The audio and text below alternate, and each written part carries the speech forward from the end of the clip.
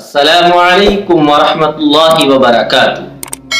ناظرین گرامی، امید کرتا ہوں کہ آپ حضرات خیر و عافیت کے ساتھ ہوں گے، جہاں بھی ہوں گے خوشیوں بھری زندگی گزار رہے ہوں گے، اور اللہ تعالیٰ سے دعا بھی کرتا ہوں کہ اللہ تعالیٰ آپ کو ہمیشہ خوش و خرم رکھے۔ یہ مہینہ شعبان کا مہینہ ہے اور اس میں ایک مقدس اور بابرکت رات آنے والی ہے جس کو ہم شب برات کے نام سے جانتے ہیں۔ بعض حضرات کا خیال یہ ہے کہ اس رات کی قرآن و حدیث کی روشنی میں کوئی فضیلت اور کوئی اہمیت نہیں ہے، اور بعض حضرات نے تو اس رات میں عبادت کرنے کو، اس رات میں اللہ کے سامنے کھڑا ہونے کو بدعت سے تعبیر کیا ہے، اور لوگوں کے ذہنوں میں طرح طرح کے سوالات پیدا ہو رہے ہیں۔ تو آپ کی خدمت میں یہ ویڈیو اسی لیے لے کر آیا ہوں تاکہ آپ کے تمام سوالوں کا جواب مل جائے۔ ایک اصولی بات یاد رکھیے گا کہ جو چیز قرآن و حدیث، صحابہ، تابعین اور تبع تابعین اور بزرگان دین سے ثابت نہ ہو، اس کو دین سمجھنا، اس کو بدعت کہتے ہیں۔ اور ایک اصولی بات یہ بھی یاد رکھیے گا، اپنی طرف سے کوئی طریقہ گھڑ لینا اور اس کو دین سمجھنا، یہ بھی بدعت ہے۔ اب اگر اس رات کی فضیلت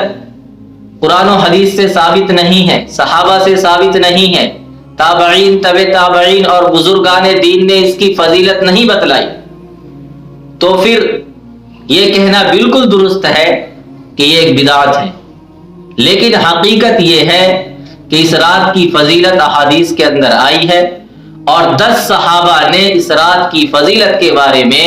حدیثیں بیان کی ہیں، اور آپ علیہ الصلاۃ والسلام نے ان حدیثوں کے اندر اس رات کی فضیلت بیان فرمائی ہے۔ اگرچہ بعض روایات کمزور ہیں، ضعیف ہیں، جن کی بنیاد پر بعض علماء نے یہ کہہ دیا کہ اس رات کی کوئی اصل نہیں، بے بنیاد ہے،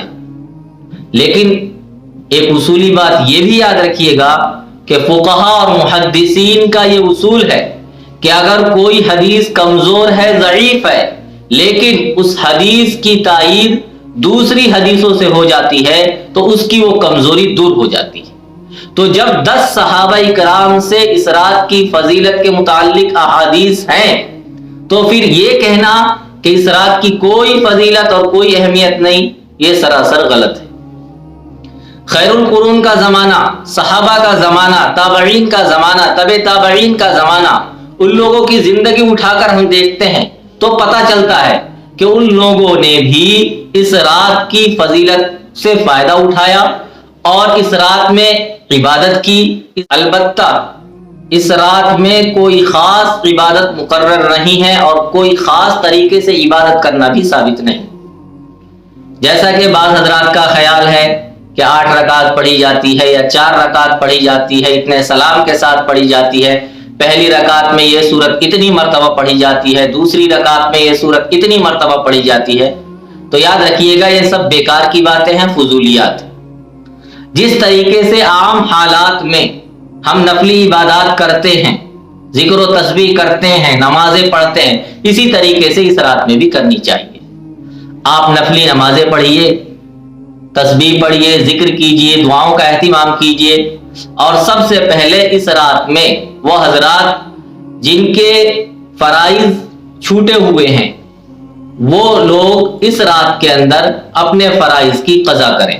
اور اپنے فرائض کی بھرپائی کریں۔ دوسرا مسئلہ آتا ہے اس رات میں قبرستان جانے کا۔ اللہ کے رسول صلی اللہ علیہ وسلم شب برات میں اپنی پوری زندگی کے اندر صرف ایک مرتبہ جنت البقیع تشریف لے گئے، اور آپ علیہ الصلاۃ والسلام سے جو چیز جس درجے میں ثابت ہے، ہمیں اس چیز کو اسی درجے میں رکھنا چاہیے، اسے بڑھانا نہیں چاہیے، گھٹانا نہیں چاہیے۔ اب یہ سمجھنا کہ قبرستان جانا شب برات کا لازمی جز ہے، لازمی حصہ ہے، اور اسے اپنے اوپر لازم کرنا، اس کے بغیر یہ سمجھنا کہ شب برات ہے ہی نہیں، تو یہ غلط ہے۔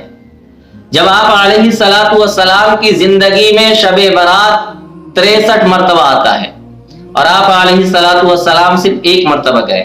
تو ہمیں بھی کرنا یہ چاہیے صرف اس نقطۂ نظر سے کہ آپ علیہ الصلوۃ والسلام قبرستان گئے تھے، ہم بھی چلے جاتے ہیں۔ اور پھر ہر سال جانے کو لازم نہیں کرنا چاہیے،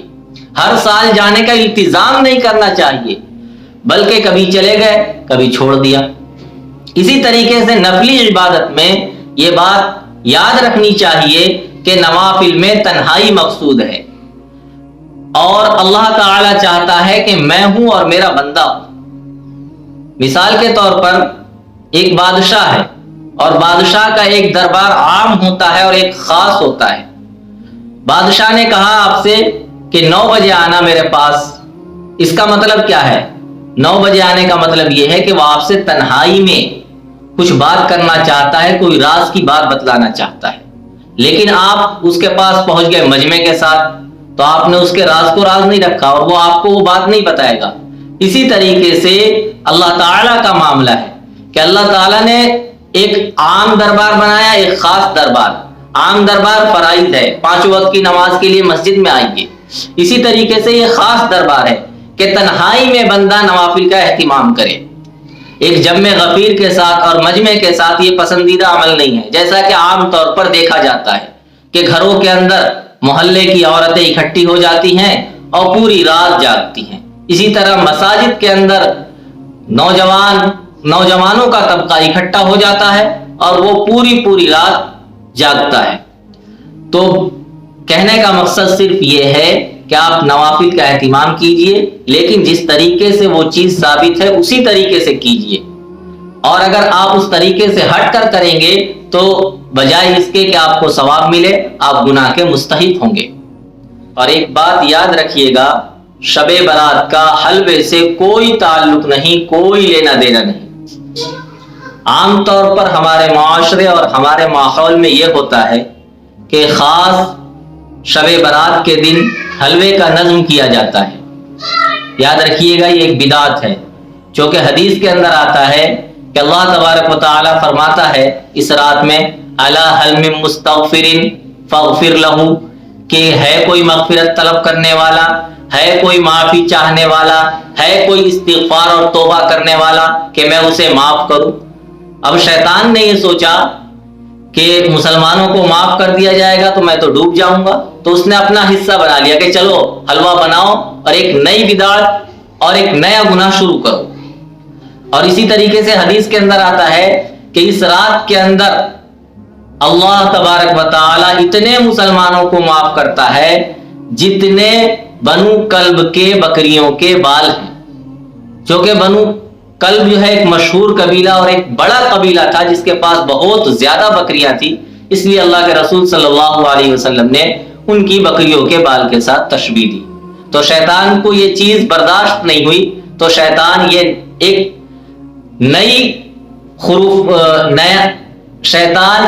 نیا گناہ آپ کے سامنے لے کر آ گیا اور آپ اس میں ملوث ہو گئے۔ اسی طریقے سے ایک مسئلہ 15 شعبان کے روزے کا ہے۔ یاد رکھیے گا، سارے ذخیرہ احادیث میں صرف ایک روایت ایسی ملتی ہے جس میں روزہ رکھنے کا حکم دیا گیا، اور وہ بھی ضعیف روایت ہے، جس کی وجہ سے بعض علماء نے اس روزے کو سنت یا مستحب قرار دینے سے انکار کیا ہے۔ اور اللہ کے رسول صلی اللہ علیہ وسلم کا معمول تو یہ تھا کہ اللہ کے رسول صلی اللہ علیہ وسلم شعبان کے